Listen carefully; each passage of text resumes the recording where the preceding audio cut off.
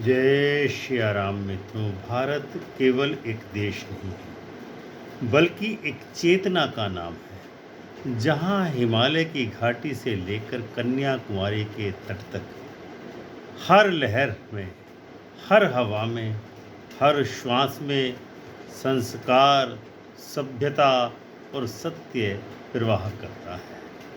जैसे मनुष्य की जन्म कुंडली होती है, वैसे ही राष्ट्रों की भी एक कुंडली होती है।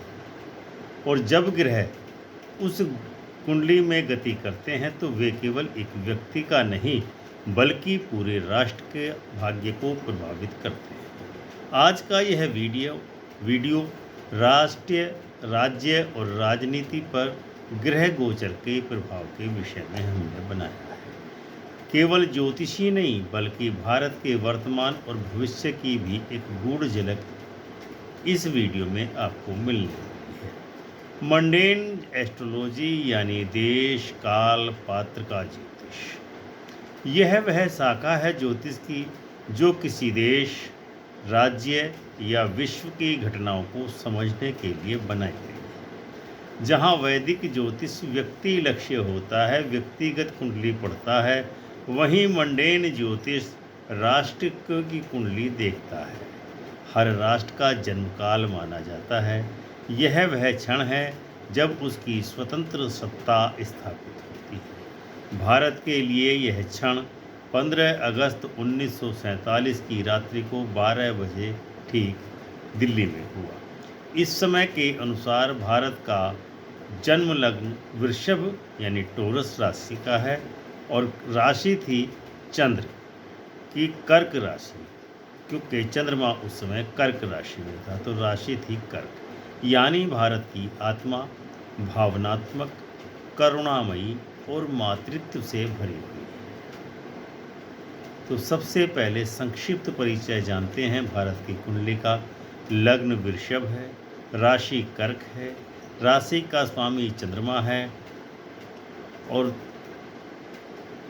लग्न के समय शनि की महादशा स्वतंत्रता के समय चल रही थी। मुख्य ग्रहों की स्थिति: सूर्य कर्क राशि में, चंद्रमा कर्क राशि में, मंगल मिथुन राशि में, बुध कर्क में और गुरु तुला में, शुक्र कर्क में, शनि कर्क में और राहु वृषभ राशि में तथा केतु वृश्चिक राशि में गोचर कर रहा था। इस कुंडली में एक विशेष योग बना हुआ है। राजयोग और संघर्ष योग का अद्भुत मेल भारत की कुंडली में दिखाई देता है। भारत भावनात्मक रूप से संवेदनशील तो है ही, लेकिन भीतर से असीम शक्ति का भी स्रोत है। शनि और चंद्रमा के संयोग से जनता और शासन के बीच हमेशा ही द्वंद्व बना रहता है, जो भारतीय राजनीति की स्थायी विशेषता रही है। ग्रह गोचर 2025 अब समाप्त हो रहा है, 26 आने वाला है। उसकी मुख्य स्थितियां इस प्रकार हैं। अब आइए देखते हैं आने वाले समय के मुख्य ग्रह परिवर्तन जो भारत की राजनीति, अर्थव्यवस्था और समाज पर गहरा असर डाल सकते हैं।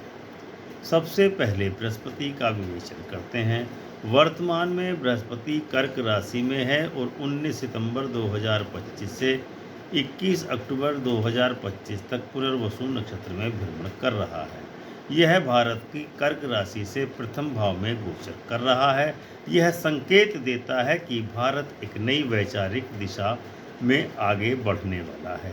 अंतर्राष्ट्रीय स्तर पर भारत की शिक्षक और मार्गदर्शक की छवि निश्चित ही उभरने वाली है। 2026 में गुरु सिंह राशि में प्रवेश करेगा, जिससे नेतृत्व परिवर्तन या नीति परिवर्तन के संकेत मिल रहे हैं। भावार्थ यह है कि यह काल भारत के लिए नए आदर्श और नए नायक के उदय का समय है। अब आते हैं शनि ग्रह पर।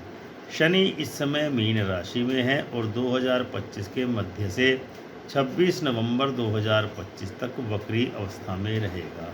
यह भारत की कुंडली के 9th भाव यानी भाग्य भाव, राजनीति का भाव, पिता का भाव और न्यायपालिका का भाव, प्रशासनिक भाव के विषय में गहन संकट को दर्शाता है।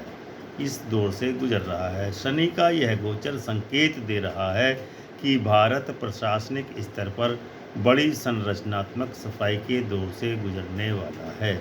इस कुछ पुराने तंत्र टूटेंगे, नए नियम बनेंगे, कानून और नीति रूपरेखाएं नई नई उभरती चली जाएंगी। भावार्थ ये है कि पुराना शासन ढांचा या राजनीतिक विचारधारा पुनर्गठन के दौर से गुजर सकती है। अब आते हैं राहु केतु के प्रभाव पर। राहु इस समय कुंभ राशि में और केतु सिंह राशि में गोचर कर रहा है। यह भारत की कुंडली के दूसरे और अष्टम भाव पर प्रभाव डाल रहे हैं, जो धर्म, मीडिया और संचार का सूचक है।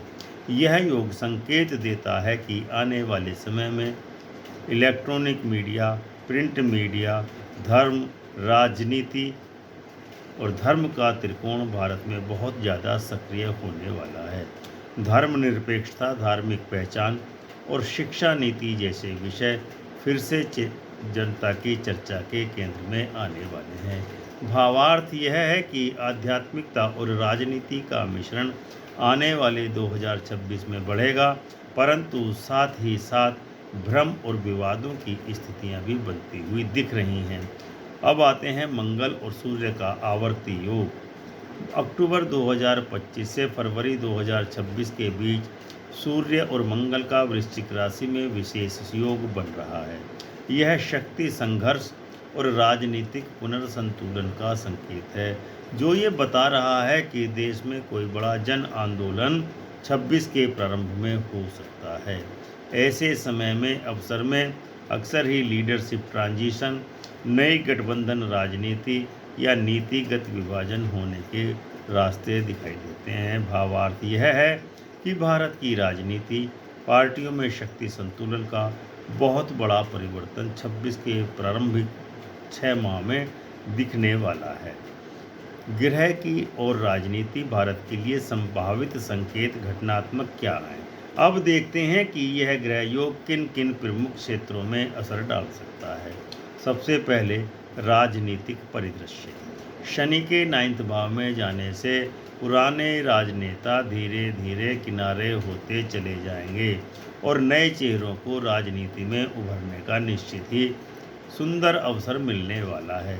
गुरु के प्रथम भाव में आने से नए नेतृत्व और नई विचारधारा को जन समर्थन मिल सकता है। राहु के 8वें भाव से गुजरने के कारण धार्मिक विमर्श और वैचारिक ध्रुवीकरण तेज होने की संभावना है। संकेत यह है कि 2026 के मध्य तक भारत की राजनीति में एक नए युग की शुरुआत होने वाली है। अब आते हैं दूसरे नंबर पर अर्थव्यवस्था और वित्तीय ढांचा। गुरु और शुक्र का संयोजन आर्थिक दृष्टि से अनुकूल है। भारत की अर्थव्यवस्था सर्विस प्लस टेक्नोलॉजी ड्राइवन दिशा में और ज़्यादा मजबूत होने वाली है। लेकिन शनि के 9वें भाव में होने से टैक्सेशन, बैंकिंग रिफॉर्म्स और ट्रेड एग्रीमेंट में बहुत आमूल-चूल परिवर्तन होने के संकेत हैं, जो यह संकेत कर रहा है कि यह काल कठिन लेकिन रचनात्मक आर्थिक सुधार लेकर के आ रहा है। नंबर 3, विदेश नीति और वैश्विक संबंध।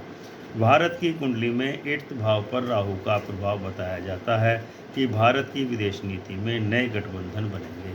पश्चिमी देशों के साथ दूरी और ग्लोबल साउथ लीडरशिप की भूमिका और तेज बढ़ जाएगी। पड़ोसी देशों विशेषकर चीन, नेपाल, पाकिस्तान के साथ सीमा संवेदनशील स्थिति में रह सकती है। सीमा पर कुछ विवाद निश्चित ही हो सकते हैं। संकेत ये है कि भारत विश्व गुरु के रूप में अपने स्थान को सुदृढ़ करेगा, परंतु सीमाओं पर सावधानी आवश्यक है। अब आते हैं चौथा है कृषि और जलवायु। मंगल और शनि का परस्पर दृष्टि संबंध प्राकृतिक असंतुलन के संकेत दे रहे हैं।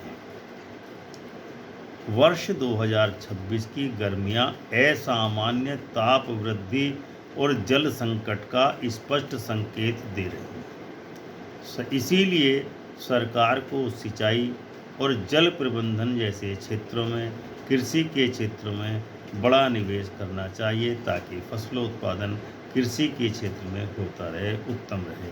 संकेत ये है कि कृषि नीति और खाद्य सुरक्षा सरकार के लिए प्राथमिक चुनौती बनने वाली है।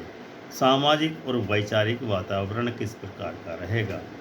चंद्रमा लग्नेश होकर के राशि का स्वामी होकर के भारत को भावनात्मक बनाता है।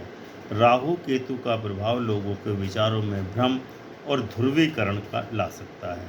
सोशल मीडिया पर सूचना के दुरुपयोग से मनोवैज्ञानिक असंतुलन और जनमत विभाजन जैसी प्रवृत्तियां बढ़ेंगी, जो संकेत है कि भारत को मानसिक संयम और मीडिया अनुशासन की दिशा में निश्चित ही कठोर कदम बढ़ाने पड़ेंगे। क्या आने वाला 2026 में क्या भविष्य भारत का दिखता है। राजनीतिक पुनर्गठन का वर्ष है। पुराने गठबंधन टूटेंगे, नए चेहरे आएंगे, नए युवाओं को मौका मिलेगा राजनीति में। अर्थव्यवस्था में पुनर्व्यवस्था होगी, टैक्स सुधार होंगे, डिजिटल मुद्रा और निवेश प्रवाह तेज होगा। सामाजिक विमर्श में उथल पुथल, धर्म और विज्ञान के बीच नए संवाद होंगे। प्राकृतिक चेतावनी ये है कि जलवायु असंतुलन और ऊर्जा संकट निश्चित ही बढ़ने वाले हैं और भयंकर ताप बढ़ने की संभावना 2026 के मध्य में है। विश्व राजनीति में भारत की चमक निश्चित ही भारत अपनी चमक मजबूत करेगा। मध्यस्थता की शक्ति बढ़ेगी और भूमिका भारत की बढ़ती चली जाएगी। मंडेन ज्योतिष केवल भविष्यवाणी ही नहीं करता, वह चेतावनी भी देता है ताकि समय रहते सजग हुआ जा सके। शनि शांति यज्ञ राष्ट्र स्तर पर कर्मनिष्ठा और अनुशासन को बढ़ाने के लिए प्रयास किए जाने चाहिए। नीति निर्माण में ज्ञान और करुणा की वृद्धि हो। प्राकृतिक तत्वों को संतुलित करने के लिए उचित उपाय सरकार के द्वारा किए जाने चाहिए ताकि और मीडिया और शिक्षा में संयम बरता जाए ताकि भ्रम और अफवाह का प्रभाव कम हो। राष्ट्रीय एकता पर्व, क्योंकि चंद्र लग्न वाला देश तभी प्रगति करता है जब उसकी भावना एक रहती है। तो भारत की कुंडली में चंद्र और शनि का अद्भुत संगम है। यह एक ऐसे राष्ट्र की पहचान है जो कभी टूटता नहीं, केवल और केवल अपना स्वरूप बदल लेता है। ग्रह आते हैं जाते हैं, कभी मंदी, कभी तेजी, कभी संघर्ष, कभी विजय, कभी हार, पर भारत सदैव कर्म भूमि और धर्म की भूमि बना रहता है। 2025 से 26 का समय भारत के लिए परिवर्तन का काल सिद्ध होने वाला है, लेकिन यह परिवर्तन विनाश का नहीं वरन निर्माण का संकेत कर रहा है। जैसे पुनर्वसु नक्षत्र का अर्थ है पुनर्प्रकाश, पुनः जीवन, वैसे ही भारत इस काल में अपने भीतर की रोशनी को पुनः प्रज्वलित करेगा। तो दर्शकों, आप देख रहे थे चैनल अमृत कलश, जहां हम ग्रहों की भाषा में राष्ट्र की आत्मा को सुनने की प्रयास करते हैं। अगर आपको यह विश्लेषण ज्ञानवर्धक लगा हो तो वीडियो को लाइक एवं शेयर अवश्य करें। चैनल अमृत कलश को सब्सक्राइब करें, क्योंकि यहाँ बात होती है ग्रहों की शक्ति और भारत की गति की। तो यह था आज का वीडियो। हमें उम्मीद है कि आपको यह वीडियो अवश्य ही पसंद आया होगा और आप वीडियो को लाइक एवं शेयर अवश्य करेंगे, चैनल को सब्सक्राइब करेंगे। मिलते हैं किसी नए वीडियो में एक नए टॉपिक के साथ, तब तक की विदा दीजिए। प्रेम से बोलिए जय सिया राम।